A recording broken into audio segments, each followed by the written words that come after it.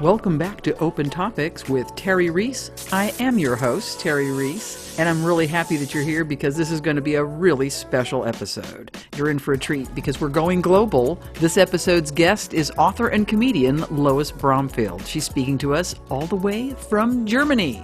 All right, the sound that I love to hear, recording in progress. 3, 2, 1. And welcome, ladies and gentlemen, to Open Topics with Terry Reese. I am beside the moon today because I am going to be having a conversation with my good friend, long lost friend, Lois Bromfield. Lois, say hello to all 12. No, excuse me. Today I got another one. All 13 of my subscribers. Really? Yeah. You have more than 13. You have, subscribers. Oh, subscribers. Yeah. Oh, fans, I've got millions. No question about it. I mean. Yeah. But you have all my people. You have all my friends watching, all the people who like me and you. So I'm sure I have more people watching than I have actual subscribers, which is frustrating. So I'm asking all 13 of my followers to go out and snatch somebody and say, watch how this lady does her gig and subscribe. I was looking before the thing started today to see how I could do a live on YouTube. Oh yeah. And you have to meet certain criteria before you can actually do it. And I'm not, you have to have 1,000 subscribers before you can do a go live. So I've got You'll get 1,000. You'll get 1,000. Absolutely. I've got to start climbing that hill. And that's fine. I love a good goal. So anyway, look at your nice, you got your nice microphone in the background. But I always think on a podcast, I'm going to see somebody naked in the background because it looks like the perfect place to see like a naked person running to your refrigerator, getting food and then running back. It looks like that's going to happen any second, or like a cat fight or something in the back. Anything could happen. I do have a cat, but I've do you have a cat? I do. My little Lucy. But I had to put her in the bedroom because she's a talker. She likes to talk with a rather insistent tone, so I have to kind of put her away, otherwise she'll won't leave me alone. Does she do this? What the fuck? The show again? You're doing the show again? She's like, Jesus, haven't you run out of people to talk to? You don't have any friends. Why don't just give me some fucking fish heads? How about some fucking fish heads and none of this shit? Yeah, hey, so you've met Lucy. That's interesting. Yeah, I love Lucy. I was going to say. So there you go. There you go. It's that simple. Well, we know I love Lucy, and that says something. So that sure does. But some people don't know the show. My partner Ann didn't know I Love Lucy, and I said to her about 100 years ago, when I met her, I said, "You know Lucille Ball?" And she said, "No." And I said, "Oh my God, you don't know Lucille Ball? Are you kidding?" Oh my God! So I showed her an I Love Lucy episode. Icon, yeah, a lot. Now she has the whole thing. She watches it all the time. Well, but now they're the whole thing. Everybody's talking. They've made all these Netflix. Is it Netflix? One of the big producers has made this whole thing about Lucy and Desi, and the whole thing. Is it Nicole Kidman that played her? She plays Lucy. It's Being the Ricardos. It's really there you go. Have you seen it? I haven't seen it. Good. Yeah, it's so good. It's so good. And Nicole Kidman, I would never think in a million years to be able to play Lucille Ball, and she does it. Does she? Really good, yeah. I love Nicole Kidman. When I heard that she was playing it, I cocked my head a little bit because I don't know, I just couldn't quite mash her face into Lucy's. Right. But then I remember it's really not about mashing her face into Lucy's if she understands the part.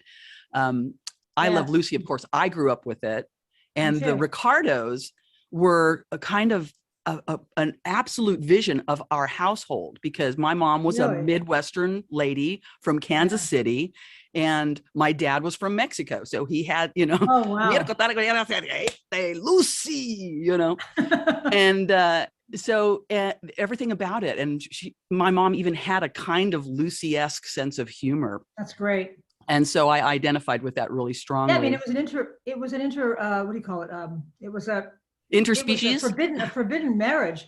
But I mean, when you think about it, the network didn't even want to have anything to do with him. And the only way that they could get her was to make sure he got his job as well. Exactly. Yeah, Great. I've watched a couple of specials, not the specific one with Nicole Kidman, but other kind of documentary type things about them, and things you just really never think about when you're, have a starstruck kid. You think, oh, that's Lucy, and how much and interesting. Well, maybe it's only interesting to me, but I just mentioned how I kind of identified with there being a Spanish Midwestern mix, and that behind the scenes, Ricky Desi was a bit of a womanizer, and typically Spanish. And my mom and dad had horrible battles because my dad was the same freaking way, and so how awful.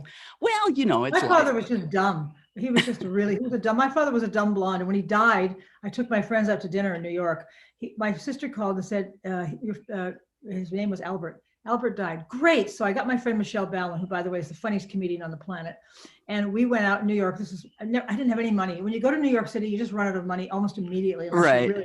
Exactly. And I was there for about 5 years, and this was back in 2001.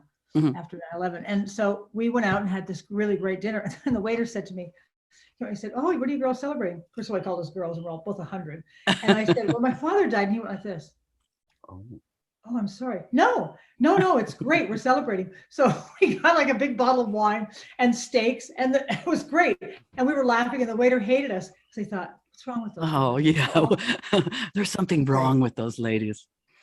Yeah, no. I have it in my book. And my friend who was a police officer, we went and picked up his ashes at the airport, LaGuardia Airport. It was great because my sister said his ashes are coming to because he's in Canada. Oops, I have to stop this. Wait.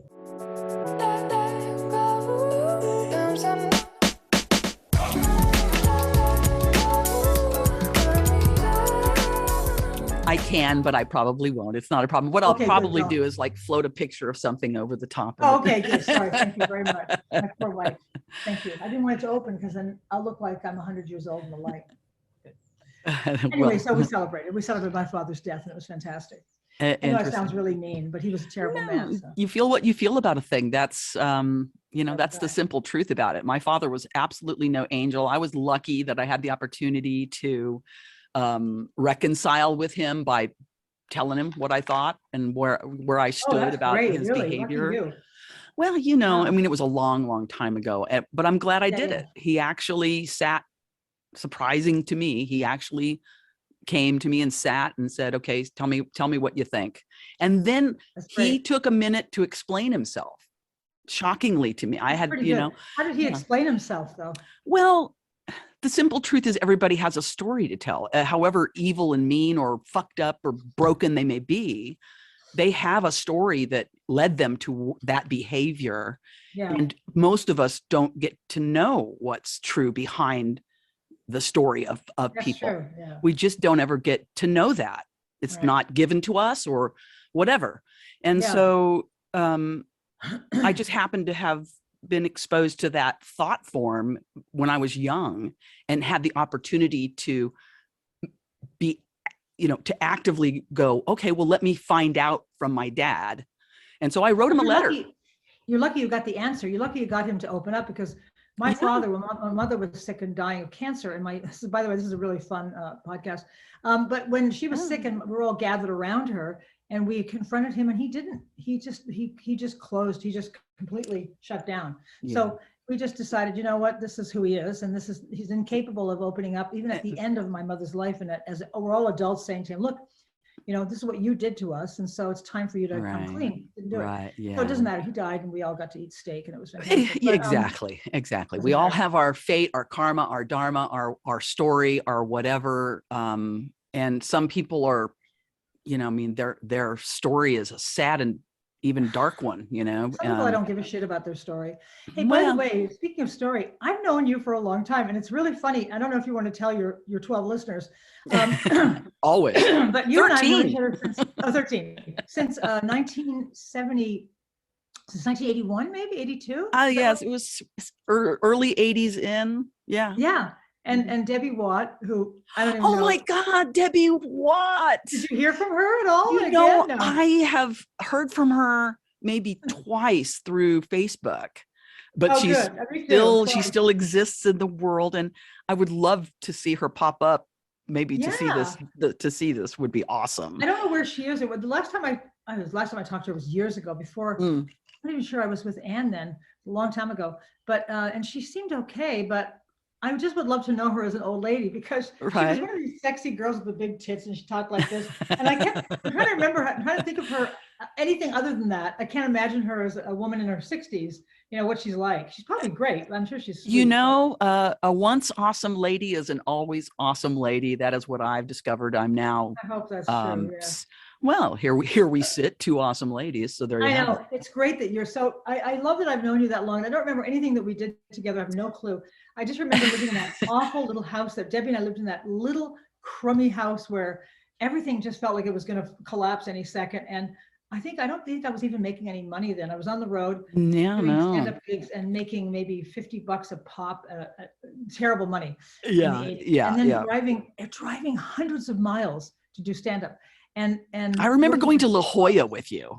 Oh yeah, La Jolla was a good gig. We went to La Jolla one time, and but the thing that pops into my mind, it's it's very small, but it always, when I think of you, I remember, I think it was on Beechwood, you had an apartment? Yeah, that little place. Right. And it had like this window into the kitchen, like a thing. And we sat and we were drinking, I think we were drinking beer, and we were popping bottle caps through the window and trying. Yeah.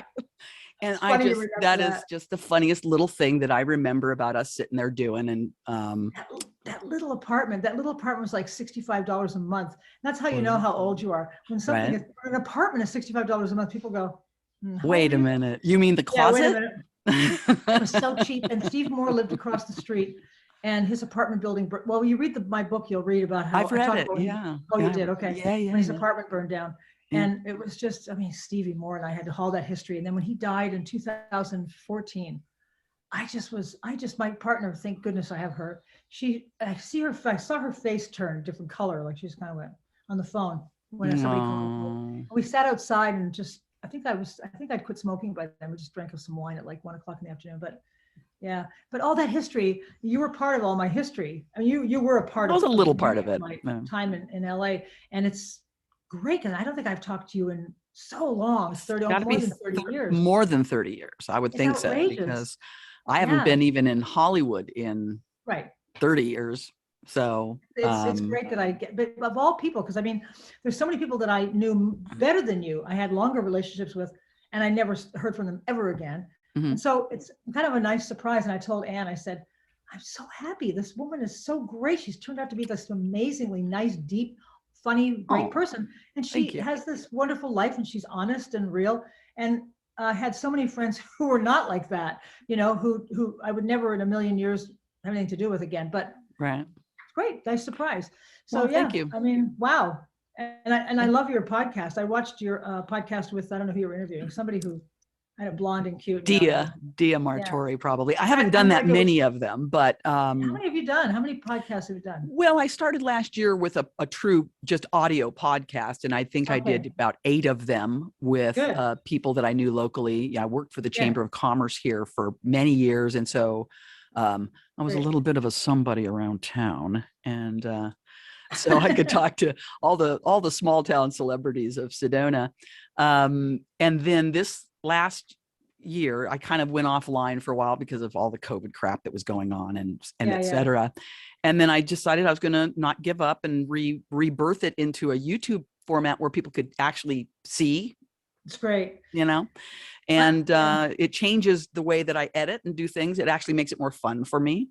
So, so it's really a small podcast about nothing. I literally have 13 subscribers, but it's mostly. But you have to get more. I don't know how you get more. I don't know how. I don't even have the energy or patience to do a podcast. So I don't know. Well, that's part for me. The production of it is part of the fun of it, and I haven't until now. I've always had a regular job while I've been doing it, so I haven't had the time to devote to, advertising it and really making the legitimate attempt to make it bigger than it is. Right. I'm about to leave Sedona. I'm going to be moving to Shasta, California. Oh yeah, Mount Shasta. Mount Are you really Shasta. going to do that now? So I'm already taking stuff off the walls and putting things in boxes. wow. Hey, so you read my book. So tell me what we should talk about the book, you know? Absolutely. We're here to talk to Oh. you, about me, about life. My book, God, yeah, the pandemic hit, everybody stayed home.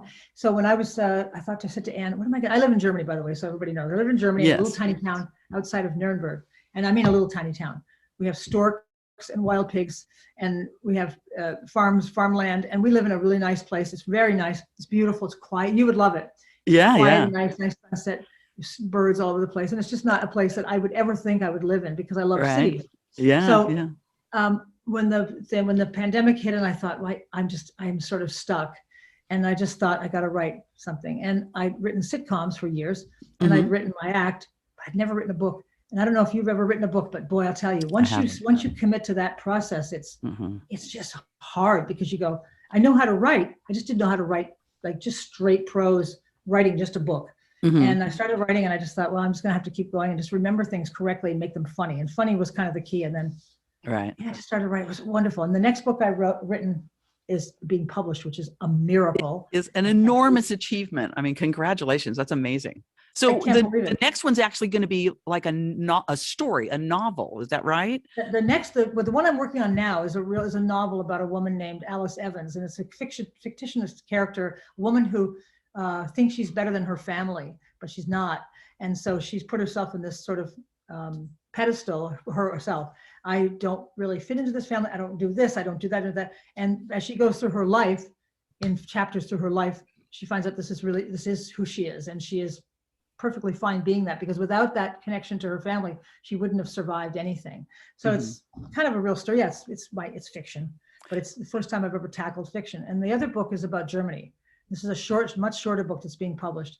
So now this is your third book then. So you started with your dirty life in comedy, and then you did another one that is published. That's the one that you were talking about that's published. And now you're in the midst of writing a third book. Novel, a much longer process, another year. Oh my goodness. Yeah. Holy wow. Holy wow. You know, that's amazing. I drink to you. I salute you, Lois Bromfield, and the success of her authors. And my fingers are bleeding from writing so much. Yeah, the bloody stumps of authorship. The bloody stumps of writing. And it's like, it's not a piano, Lois. Simmer down.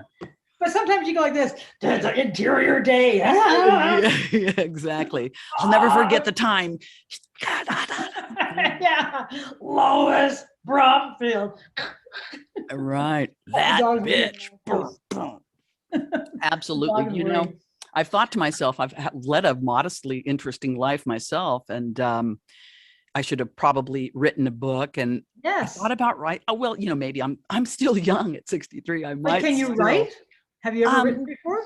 You have to be able to write. Yeah. Well, you know, that is a very good question. And it's kind of to say one can write is to say a lot of different kinds of things. Yes, I can write. I went to a school and they taught me how to write, and I got all A's in writing.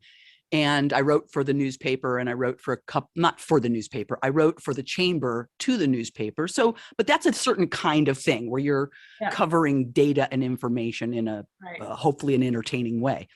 But to conjure a story from one's own, ethers is a whole different story, a whole different kettle of fish.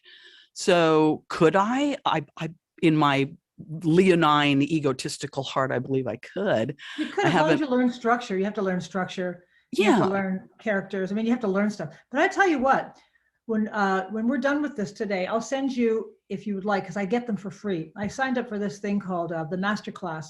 The Masterclass is great. And I don't really need to look at Masterclass to write because I've learned to write, but it gave me such a great different feeling of different direction to write in, and different tools from people who've written amazing books. I can't even think of a person, right? Margaret Atwood, who's Margaret Atwood. Oh yeah. And her lessons, like, she's so great in this class. And I'll send you they give you free lessons to send to people. Awesome. So they give you freebies. I have a year's membership, and so I'll send you one. And Yeah. if you really want to write, you listen to her, or you listen to, there's a guy named, black guy, he's a guy, William Mosley, I think his name is Mosley. And he is he is the guy, he just goes like this. Okay, so you get up and, you have your coffee and you just fucking start writing. And if you get something, you get something and you keep going. And if it's not any good, no, it's not any good. You write something else. And Margaret Atwood's like, total discipline. It must be this, it must be good, it must be that. And so you get this mix of all these different opinions about how to write, what to write, and if you're really good at it. And it was, I listened to like 10 classes, and I thought, I've never written a book in my life. So I sat down and everybody has to start somewhere, It helped, because sitcom writing is totally different, and of course joke writing is totally just joke writing. Right. Years ago, there was a story that came to my mind. I mean, we're talking like 25, 30 years ago. And I wrote it down, and I couldn't decide, did I want it to be like a book, a novel type story? Do I want to make it into a play and have to create characters and dialogue? Do I want to turn it into a movie? I mean, heaven knows I knew enough people around town. If I'd tried, I probably could have pursued it in that way. But somehow it's a weird story, but it was the very early days of computers when you would write something down. I wrote this whole thing out and somehow erased it. I mean, literally. Nice. I didn't erase it. My nephew erased it, but I allowed it to be erased by allowing my nephew to sit at my computer and fiddle around. And it was such a blow to me that I was like, oh God, I could never recapture that. But it's always been kind of in the back of my mind that it's something that I might like to try to do. And as I am moving towards, when I move to Shasta, I'll have time on my hands and be able to consider the idea of writing. But right now, you don't have to leave the room. Silly. Anne hates my voice. Do I say hi? Do you want to say hi to Terry? But she probably loves mine. And so. No, she does. She's great. I met Anne in 2007. How did you meet? And we've been together a long time, and it was so funny because I was looking on a dating website because I was with Stevie and he was sick at the time. And then he was sick, and then he didn't die. He died like years later. Right. And I looked on a dating website, and I kept saying, I was thinking, God, I'm 51 at the time, 52. I got to find somebody to date. This is crazy. I'm getting old. And I looked on the dating website, and all the women were just like, hi, my name's Bobby. I wear a ball cap and I'm 45. Fuck, I just don't want to fucking date somebody who's in their 40s wearing a fucking ball cap. I don't want to do that. I'm not interested. I know it's fine. I mean, I don't care about I don't care about gender and all that shit and butch and femme. I don't care. But I just you like what you like. I don't want it. So, and she's got a whole bunch of rings on. She's doing this. So I look through, and it's just a comedy to me. It's just comedy. And then I see this woman who looks amazing. I'm German. I live in Jersey. I'm working for a company here. I'm a widow. Fuck, it was just like brilliant. So I started talking to her, and then I met her in 2007. She came to Richmond, Virginia. What an impression I made. I was gonna say, what were you doing in Richmond, Virginia? Stevie was there. Stevie called me. I lived in New York, and he said, I'm sick, and I think I'm going to die, and I need you to help me. So I went and helped him. And I rented a house next door to him, and for a year, for almost 2 years. And then I met Anne, so I made a really good impression. I couldn't have met her. I lived in New York in a nice apartment, on 38th Street. Had to be in fucking Richmond, where the guy next door had a rifle, and came. It did have to be in Richmond. It is exactly the way it was supposed to be, because I'm sure the guy with the rifle was a bonding moment. It was totally bonding. And then we just started seeing each other. But then she asked me in 2009, she said, you should come and live with me in Germany. And I said, I can't. I still have a life. Turns out I didn't. But live with me in Germany. We'll have a great life. And I said, don't you hate it when that happens? Sorry, Anne. I'm busy in show business. Okay, I'll be there 5 days. Fuck. So, and I came here, like an imbecile. But then I started doing stand-up here. But it was just, she's just great. We've been through so much shit together. So much, 14 years, so much hell. 14 years. Her father is 14 years. Her father died, and then, what else happened? I don't know, a whole bunch of shit happened. Life happens. Really great. She's really, really sweet and doesn't laugh at anything. It's great. So we all need someone like that in our lives. I know, but she does laugh, but she's German, so you can't expect that. You have to work for it. You really have to work for it. She's really great. But she'll come to see my act. The first time she saw my act, she went like this. wow, you make money doing that. That's amazing. I mean, that's really, she thought it was great, but she was stunned at the things I said. It's like, they pay you for that? Yes. Yeah. Wow, you get paid to do that shit? I said, yeah. Yeah. But the London comedy scene is so unbelievably great. And the first time I went there was in 2017. And I went to this club called the Top Secret Comedy Club. And the guy who ran it was a street performer, and he opened a club.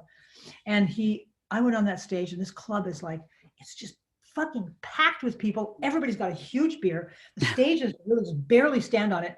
And I'm doing my act, and they laughed so hard and so much. And they were drunk. They weren't rude. They were drunk and funny and got everything. And when I got off the stage, it was like, oh, darling, we love you. Oh, you're lovely. Oh, you're so lovely. You're lovely, darling. And that's what it was like. So I go back all the time. Total ab fab. Darling, please, darling.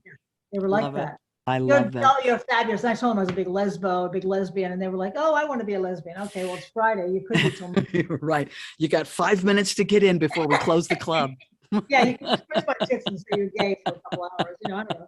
But it was like that. So that is so funny. Yeah, and Berlin is great to perform there. Berlin is amazing, different, not as wild, much more staid, but fun. Yes. So, you shared a clip with me of your show at the Secret. What was it called? Yeah. So I'm going to weave that into the show. Oh, are you? Great. Okay. Absolutely. With your permission. Yeah. No, I sent it to you so you could throw it in the trash. Yes, of course.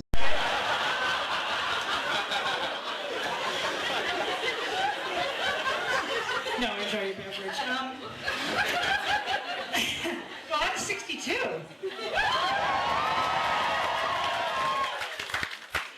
Yeah, and 62 is not the new 40, by the way. Because when I was 40, I didn't shit when I sneezed. Enjoy your aging process. She's thinking, I hope I don't shit when I sneeze. I do it now. 24. And I'm a big lesbian too, which is great. Everybody's happy because she's a lesbian. Good. And she's gonna die soon. Good. And I have a partner, and I hate the word partner because it sounds like we run a Starbucks together. I don't know what word to use. You can't say wife because it's heterosexual, and you can't say bitch because it's prison. You can't say cunt because it's not. Somebody called me a cunt today on the street. Well, it was nice because it was British, so it sounded like, you was a cunt. I was like, thank you. It's like something you have with tea. Cunt cake. Of course, I have that all the time, but enjoy, sir. With a man, though. When I was 30, I slept with a man because I wanted to see if it was as disappointing as everybody said it was. It's okay. She's disappointed. The penis was a little bit of a shock because I'd never seen one, and then it was just there. It was for long, and it was just it scared the shit out of me. And then he couldn't find the clitoris, so you guys are so quiet. Is she gonna tell us where it is?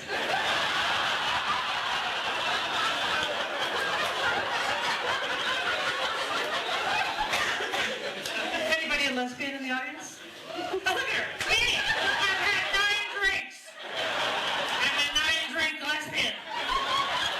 Are you really? Oh, yeah. Look at me.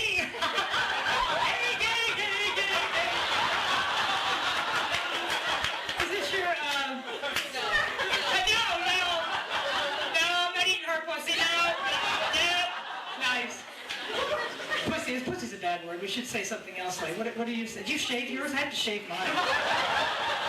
Now it looks like a sad old bald man. Don't touch me, please. Now you're young though. You're a young lesbian. How old are you? What? 3.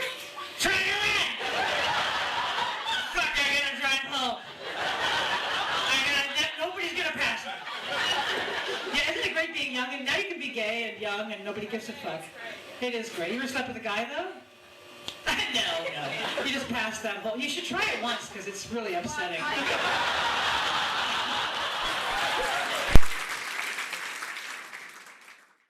You never saw my stand-up when I met you, though. I don't think I've Absolutely. ever. Oh God, I spent story. so much time with you at the daggone Comedy Store. It was ridiculous. Those were the kind of weird, it was weird times then. It was at that time when they were having the struggle with the strike. Yeah, they never let me forget that because I was brand new to Yeah, LA and I just fucking, you walk across a picket line and they never let you forget it. But I never crossed a picket line again. After that, boy, did I learn my lesson. right. Lesson freaking learned. My father, rest his angry soul. Well, I shouldn't put it that way. God bless him in heaven. He's all good with me. He was a Teamster. That was his job. He was a Teamster official. And so the mantra of the household was, we're not eating grapes because they're scabs. And it was like, we can't have you can't drink that beer. They're scabs. And that's a great story. You should be writing that. That's a great story. That was way back when Hoffa was still alive. Yeah. And after he disappeared and the change of leadership in the Teamsters, and my dad was an actual, suit. He was one of those guys. And I remember him running for office for whatever his particular local was, and him pulling the drapes saying, you can't walk past open windows. Wow. I was like, that's a fabulous story. That's a really great story. It's crazy weird. When you see pictures of my father, he looked a lot like Cesar Romero. Oh, wow. And so he was tre mafioso, so. So do you speak Spanish? Yeah. I took Spanish in school, but we didn't speak it in the household, even though my father spoke Spanish. Absolutely. My grandmother didn't speak English at all. So on my father's side, but my mom was from Kansas City. And so she didn't speak it. So we weren't taught it. So there wouldn't be I'd assume that. I don't know really why we didn't, but back then it wasn't chic to speak Spanish. So we didn't learn it. Yeah. Well, try moving to another country and trying to speak a language. This language, German, is the hardest thing. I would rather just every day I face German. So, like, for example, I go to the store. Today I had to go to the store and buy these things. I can't even pronounce it. I can't pronounce it. But I had to buy German's not easy. Meat, and it was a meat. It's called gemischt. It's called Hackfleisch gemischt. So Hackfleisch gemischt means I don't know. Sounds great. Whatever it is. It sounds terrible. It's beef with pork mixed, which is a deadly combination. So, like a ground meat? Like a ground beef, but it's called Hackfleisch gemischt, which means Hackfleisch gemischt. Gemischt means to put together. It's just awful. And so the thing is, when I say it, it just sounds wrong, unless you're German. So I say it, and the things that I have to say are so hard. And learning the language is terrible. So people say Guten Morgen. The Gates dear is hello, how are you? And then, I made a mistake once. I think it's in my book. Maybe it's not in my book. Sorry, I'm thinking the other book. The first year I was here, I went to Nuremberg at Christmas time. They have a big Christmas market there, a big Christmas market. It's the biggest one in the world. It's phenomenal. And you drink Glühwein, hot red wine, and you eat bratwurst. And even if you're a vegetarian, you just do it because you don't care. You're just a pig. It's the thing to do. Completely shit-faced, even though you're freezing fucking cold. And you walk through this huge market. And there's thousands of people there. So I'm walking with Anne and I'm just like in awe of this market. Yeah. And I said, yeah, this is amazing. And so she said, this is amazing. Yeah, it's great. And there's like a big church with the bells go and these little things come out and walk around and it's great. So we're drunk. And then there's this guy and Anne goes to find a bathroom. And I'm standing on the street and there's a guy sitting on the street with his dog. He's sitting on the fucking street, freezing fucking cold. And he's begging for money. So I just go, yeah, okay, I give him €1, just $1. And I wanted to say, feed your dog. And instead I said, eat your dog. So I wanted to eat his dog. And here's $1. Eat your dog. Yeah, here's $1. Eat your dog if you're so hungry. It was great. He shook his fist at me. And I said to Anne, what happened? She said, you told him to eat his dog, not feed his dog. Oh my God, that's brilliant. We wonder why they call us the ugly Americans. It really is the ugly American. I did it all the time. I did it constantly. I did everything. I asked once, I went into a bakery. I went to the bakery and I was taking German classes. Went to the bakery and I asked for a Brötchen is a roll, a sandwich. So, and there's Käse, which is cheese. and Schinken, which is ham. So I went in, I said, I was so proud of myself. Eine Brötchen mit Schinken und Käse. But instead of Käse, I said Käfer. And Käfer means bug. So I asked for a cheese and bug sandwich. And the woman went like this. What? I said, what's the matter? You don't have any Käfer? It was like, it was so horrible. So, we don't serve that. I said, oh, great. Well, I really wanted a Käfer and a Käse. It was awful. So I do it all the time. This is my gosh. I can only imagine what that would be like. Honestly, obviously, I've never been in a place. Never leave your own country. That's what was my advice to you. Don't leave it. You just, visit, but don't live anywhere else. It's so hard to learn this language. It's so hard. You have to really have an ear. German has funny little sounds, the oohs and the uhs and the oohs and the and the ichs and the oofs and the fifths and the words that don't make any sense, like Krankenhaus. Krankenhaus is hospital, but it sounds like Krankenhaus. So when you say, I'm going to the Krankenhaus, it sounds, Krankenhaus. Krankenhaus. Jawohl, I'm going to the Krankenhaus. So there's the Krankenhaus, and then there's Krankenschwester, which is nurse. It's the word, they're all comedy words. That's what my book is about. The whole language is based on comedy. I'm sorry. I'm moving to Germany. It's great. It's great. It's just comedy waiting to happen. Sorry, Germany. Krankenhaus. That's why they don't need to be funny. Their language is funny enough. They don't actually need to be funny themselves. The language is hilarious. And I laugh at things. Maybe that's why they're so stern. They're so sick of being laughed at. Exactly. Exactly. Exactly. And then of course, the only thing we know about German people, a lot of people don't. A lot of people make a big judgment about Germany, which is too bad. Americans do it a lot of times. They'll say, "Oh, I would never go there." Oh God, the war was 78 years ago, asshole. So, name me a country that hasn't gone to war. No kidding. Right? Name no, we don't like that part of the story, but there's parts of our story that kind of suck. Oh, no kidding. So let's all just own our shit and own our shit. I like it. They're such a hippie. Hey, let's own our fucking shit, man. Hey, do you cook? I do cook. I knew you cooked. I don't know how I knew. How did I know that? There's just something about me. My aura says this lovely, you're all independent. Rather cheeky faced lady must like to eat. And if you like to eat, you like to cook. Healthy stuff, or do you cook healthy stuff? I do better than some, but not as well as most. I don't know. I am not a vegetarian by any means, certainly, but I eat well enough. I recently lost about 50 pounds. So in that, about 50 pounds. And so in that respect, I have improved my lifestyle and improved the way that I kind of approach things. I live in a beautiful place where walking is the thing, hiking and walking around, and I'm surrounded by hundreds of miles of the most beautiful red rock country and trails. If you've never been to Sedona. You're not in a town? You're not near a town? I live in a little place called the Village of Oak Creek. It's a small unincorporated town, a village of about 4,000, maybe 5,000 people. Wow. It's not very big, but it's kind of an annex of Sedona proper, which is a proper city of about 9,000 people. Oh, it's small. So it's small. I didn't know it's pretty small, but it's very compact. It's only about 6 miles square. And so a lot of people jam together. More importantly, it is a town of tourism. And so there are over 60 hotels in a town that's 6 miles wide. There are over 40 restaurants, countless other services to visitors. And it's kind of become oppressive that everything you do, it would be kind of like living in, if you could live at Stonehenge. What is it? I'll be doing that soon. I think it's getting dark in here. I have to open something. Can I get up? You can do whatever you'd like. The light is fine from my end, but it's probably is getting darker. I can see the sun setting on your window reflection. It looks very romantic. Yeah, it's really nice. This is really, let me open this thing up. It's really nice here. You would love it.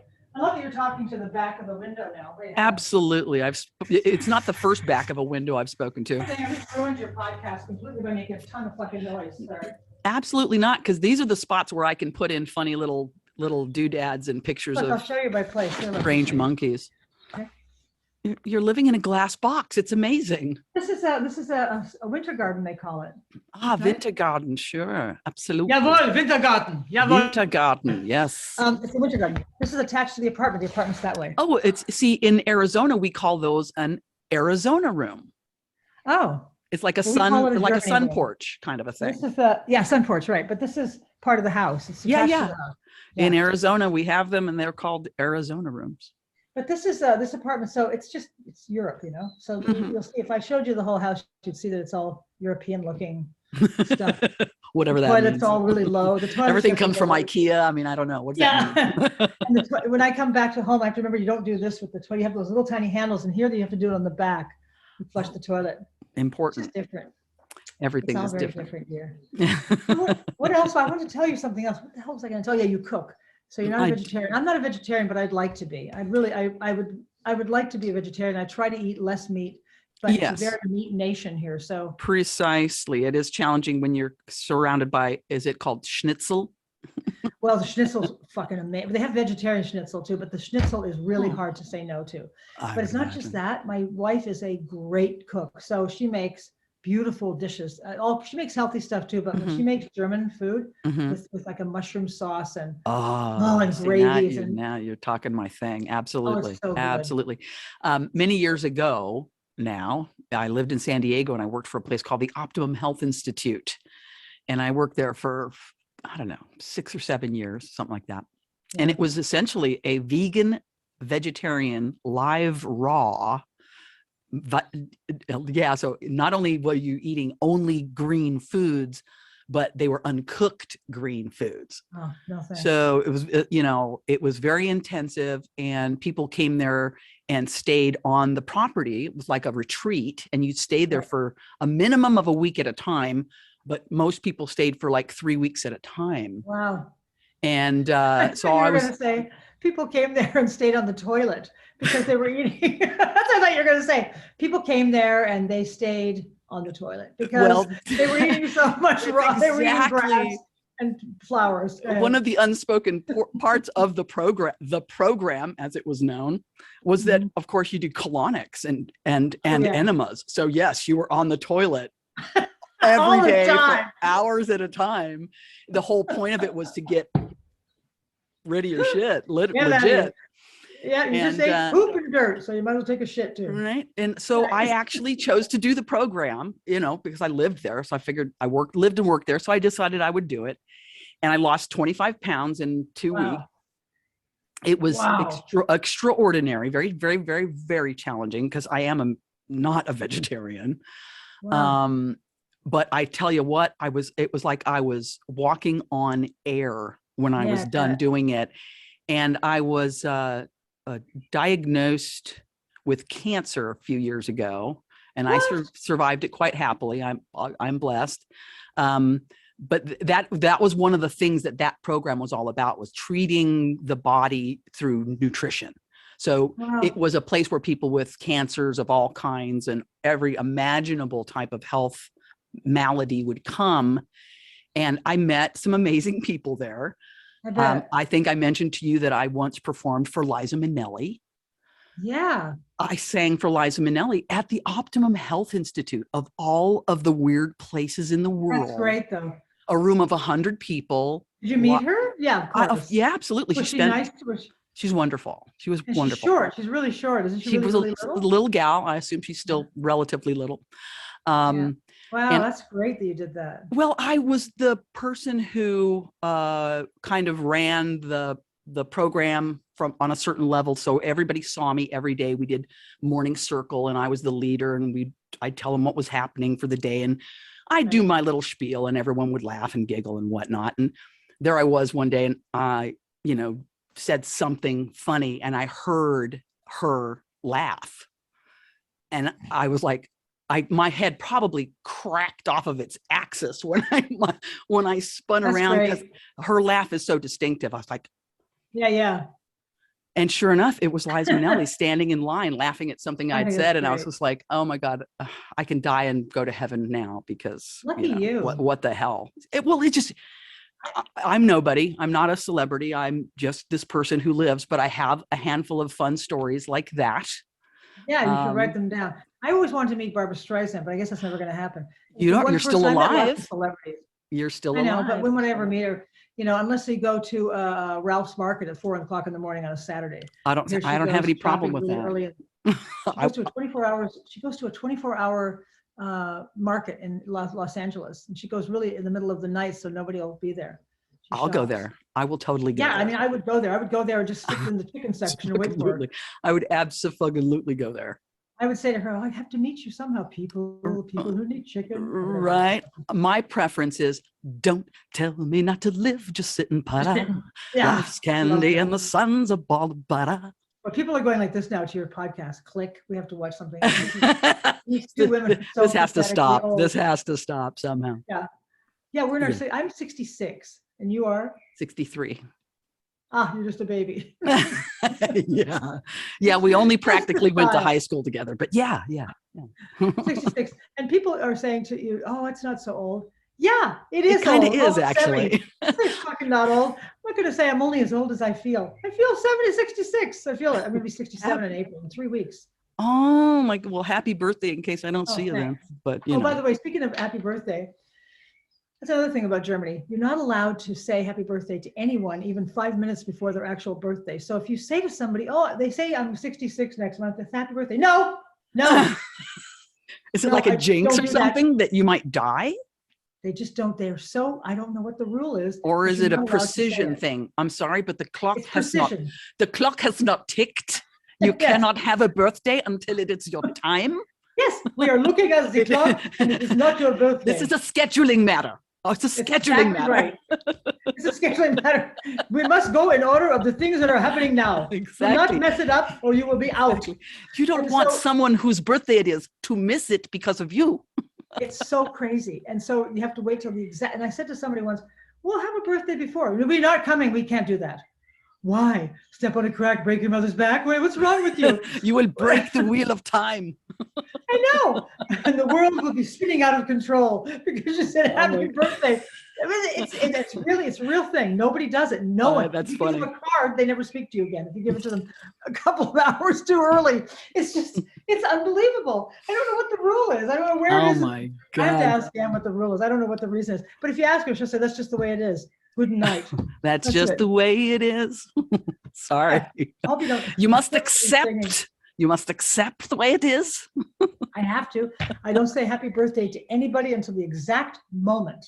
Excellent. I say Americans were much more easygoing. We have Americans living down the street and they put a flag up in their front yard. I'm like, a flag of what? Their American flag. Stop it. Don't in put the Germany? American flag up. Yeah. And I understand. It was nice to see it. It was actually, I was like, oh, the American flag, I've forgotten. And I went, wait a minute. Wait. Did I walk through a time hole? What happened? Yeah, why is it here? But I don't know whether it's me or whether it's obviously a judgment. Why would you put an American flag up in another country? In another, it's not the embassy. It's their house. So I'm not sure I understand that. Well, if it was National Love America Day in Germany. Yeah, but this is where they live. This is their home and they have a flag up. And I guess it's their prerogative, but it's weird to me. They do have a National Love America Day in Germany, don't they? I don't think so. I don't think anybody loves Americans in Germany. I think they would do fine without them.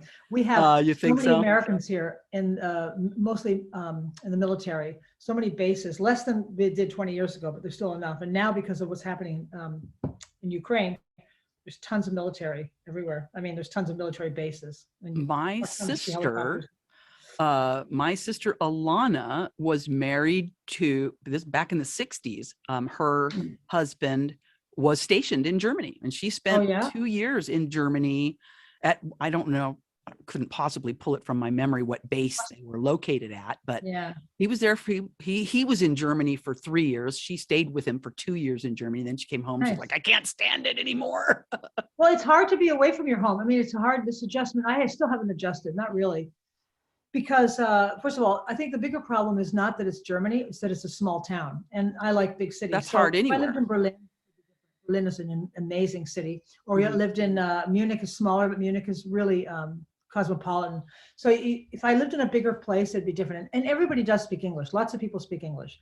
So you're never really out of it. But there's dialect. So like we live in Middle Franconia, it's called. And Franconia has this dialect that's really hard to understand.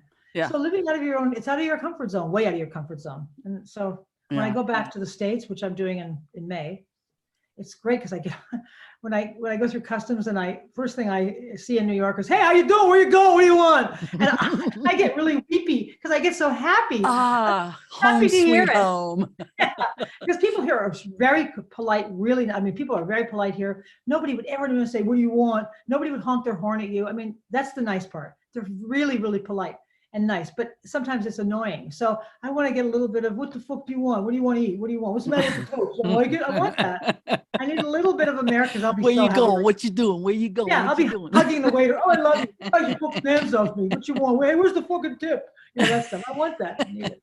Well, you know, that is one of the flavors of life. The flavor of, America, the flavor of New York, the flavor of LA, the flavor of, whatever. And so, you want to have different spices in your rack. But you miss Americans. And the funny part is I said on the phone once to this lady from the bank, I said, I got to tell you, it's so great to hear an American. I need it. I live in Germany and I love it here, but you really do miss, the Americans have this certain attitude that I really, really like. And I think it's because they don't hesitate. Americans have this sort of thing about, they just say stuff, they just say things. And this is what makes them great when it comes to opportunity. And I think when I came from Canada down to US, the reason I loved it so much was because Canadians are they're sort of like, they don't really want to take chances. They're a little bit withdrawn. But Americans, you'd say, I want to do this. Okay, we'll try it. They have guts, or they're just open. They'll do anything. And if it doesn't work, they'll do something else. But this is what I like about them. And this is what I miss. And so England has it. The British have a lot of that. But the Germans don't. The Germans are, but to live here, you're safe. It's polite. People are really nice. People are, as long as you don't say anything about their birthday at a time, everybody's really, it's good. But as long as you carry a calendar with you wherever you go. Yeah. And make sure you don't try any tricks. Yeah. There's no rules. There's no rules. It's the birthday witch. Yeah, exactly. She must be out. Get her out of the country. Well, that's good. Have we done a whole hour already? No, we have not done a whole hour already by any strange means. I love you getting mad at me. No, we haven't, okay? You will continue to talk to me. You are going to talk until you're tired, okay? Until you're tired. We are going to exhaust the topic of Germany. Birthday rule. We don't stop early. Fuck. Damn it. Did you do your homework is the next question. How much longer do we have to talk? 2 hours, all night, all night. Until we're done. Oh, maybe I should have rephrased that. Until I'm done. When I fucking feel like exactly. Whose name is in the podcast title, Lois? I don't see Lois Bromfield. You're talking to the producer. Yikes. Every little crazy aspect of this ridiculous, pointless podcast about nothing. The Pointless Podcast is actually a good idea. You should actually rename it the Pointless Podcast. You think so? Yes, that's a way better title. Oh, Pointless Podcast. You will have people signing up for your podcast in 30 Pointless Podcast or podcast about nothing? Or would I be stealing? Podcast is great. Pointless Podcast? Oh, yeah. All right. Very good. I thought for sure just using my name would attract people, but it hasn't worked so far. Internationally known, Terry Reese.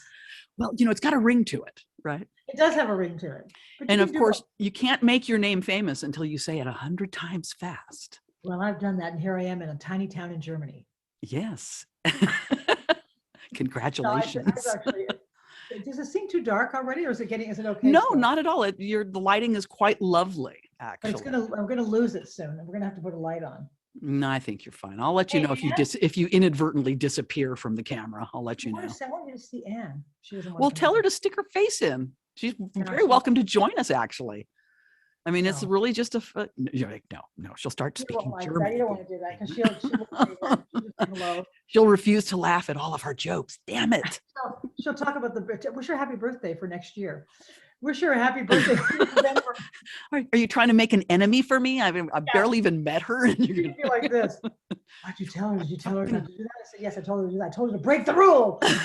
I'll cut a bitch. Fuck, what a nightmare. Hey, are you guys doing anything in Sedona for the Ukraine people? Is anybody there even talking about it? I am so outside of the circle of people right now because I'm kind of removing myself. But Sedona is a very active community. We're a bit of an anomaly in the state of Arizona. It's kind of a liberal pool, although it is absolutely a mix of thought forms. But absolutely everyone that I speak to is bereft of what's happening. It's just, I mean, I always have a challenge with this because I can speak very powerfully on any given subject. It's just, I'm a very passionate person. And I found myself in the last few years becoming so entrenched in political thought that I almost broke myself. I mean, I was becoming so enraged and so angry about every twist and turn of what was going on. Yeah. I'm sure you were aware of what was all the shit that was going on here, that I had to divorce myself from it. I really did. And it's not a matter of putting my head in the sand. I know that some people would certainly say that. I stay aware of what's going on, but it is my true belief, my deepest held belief, that you have to be aware of how much energy you give a thing and the kind of energy that you give it. Yeah. Right now, my energy is in the form of deepest prayers for the people of Ukraine. I have a strong belief that we should be doing more than we're doing. I mean, if you what were else we can do, honestly? well, I don't know. That's the thing. I don't know, but it feels like our hands are being tied behind our backs somehow. Those who, want to at least even the playing field or the battlefield, I guess is a better way of saying that, obviously. I'm not knowledgeable enough about the mechanisms of war, thank goodness. The problem is if you look at the maps, they show where all the troops are. The British, the French, the Italians, the Germans. Even the Germans never had put armed forces anywhere since World War II. They just decided they didn't want any more war. Right. And the Americans, there's probably 500,000 troops sitting at the borders of Poland and Czech and Romania and all around Ukraine. Right. Protecting NATO countries. Mm-hmm. Right. And I can tell you that I'm sure that because Zelensky, the guy who's the president of Ukraine, wants a no-fly zone. But the problem is that's the beginning of Third World War. This is the beginning of a Third World War. Yeah, that's what everybody says. Being murdered either. So it's just like there's. I mean, this guy's murdered so many innocent people. Exactly. Outrageous. Almost 4 million people have left the country. You might easily argue that the Third World War has already begun. Yeah, I mean, if you look at the way the First World War started or the Second World War started, it didn't all everybody light on fire at one time. No, you're right. It was kicking, and that's we may have already seen the beginning of it. And so the question is, now what do we do? Why not just call it the beginning of World War III and behave accordingly? Yeah, I know that sounds kind of terrible, but well, that's a nuclear. This means I have to get the hell out of Europe and take. Well, that's the thing. That's the thing. There's insanity going around, and there's more than enough power on every side to destroy the whole world 10 times over. And so, here, like I said, that the part of me that's frustrated, that feels like our hands are tied behind our backs because we don't want to tip that scale in that direction.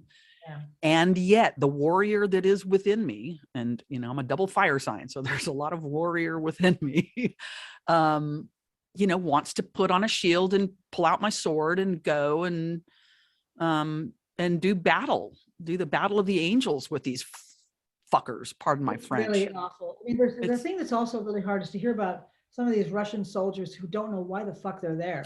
These young men, and young men mostly, who are 19 years old, who are going, what? This isn't what we were told was going to happen. Yeah. This asshole told them that the Ukrainian people would welcome them to their country. Well, no. And some of these Yeah. guys are scared and they want to go home. And so if they go home with their tail between their legs, they're done. They're either in jail or they're just outed from Yeah, society. it's So absolutely a horrifying terrible. situation for everybody. I don't doubt for a minute that most Russians have either absolutely no desire for this, obviously. No desire. No desire. But the ones that are being fed the bullshit line of Right. there's Right. Nazis over there and there's, Yeah. their only reason that they support it is for lack of actual knowledge. Yeah. For no information. Right. So it's a yeah, fun I note to mean, end on. you don't want to, it's not a war against Russia. It's a fucking war against Putin. Yeah. Pardon my Just a French. little man. I said to Anne, it'd just be so easy if his country turned against him and they walked in. A couple of the government officials just walked in and handcuffed him and took him away. That'd be the end of it. Right? No battle at all. Just handcuff the little Right? worm. It away. sounds so simple and so obvious, so right? simple. It sounds so simple and so obvious. And if we were making a movie, that's exactly how it would end. Sure. So That's how easy it is to get rid of anybody. That's how easy it is. If the right people are in the right moment and Right. there's no mistrust in that room, you walk in, you say, hello, sir, how are you? Click, click, click, and gone. Right. Gone. And that is how history is made. And it is entirely possible. And that's part of why I assume that's why we're doing what we are doing. The pressure, we're putting pressure on the people below him so that they'll reach up and grab him by the neck. Because taking their yachts, I don't know. I mean, yay, we have a new yacht club, but I don't know enough about these. A lot of refugees are sleeping in the yacht. By the way, here in Germany, off the coast of, I think somewhere off the coast, somewhere, maybe in the Black Sea somewhere, refugees are sleeping in these luxurious yachts that have like 40 bedrooms. They're sleeping in them. They're eating a beautiful food that's there. They're having wonderful coffee that's Arabic coffee. Oh my God. And it's great. Good. They do deserve it. And they should do it with their homes, take away all their mansions and have the people who have no place to go. Yeah. Have them make it unprofitable. That's the only thing you can do. Make it unprofitable. It's an oligarchic society.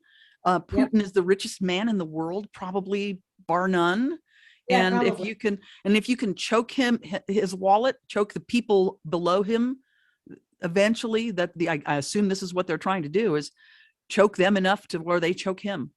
The trouble is he saved about 650 billion euros. He saved that much money towards this goal. And I think he's been doing it for years. 650 billion. That's how much money he has, personal money, so that he can live off of it in case all of these.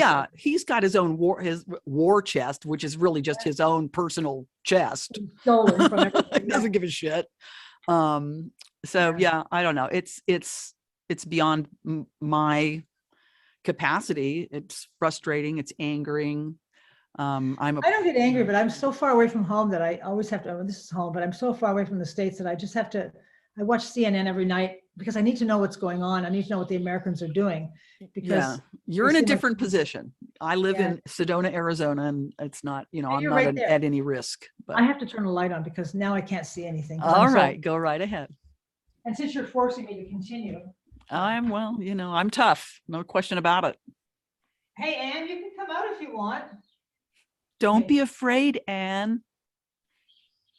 No, she doesn't want to come out of the bedroom. Oh, Anne. Damn it, but Anne. I am going to have to go soon because the dog has to poop. Max? Okay, that's fine. We've done a great job. Let me ask you something else. I was going to ask you something. I'm going to wish you a happy birthday. No. Let me ask you something else about when we lived in LA.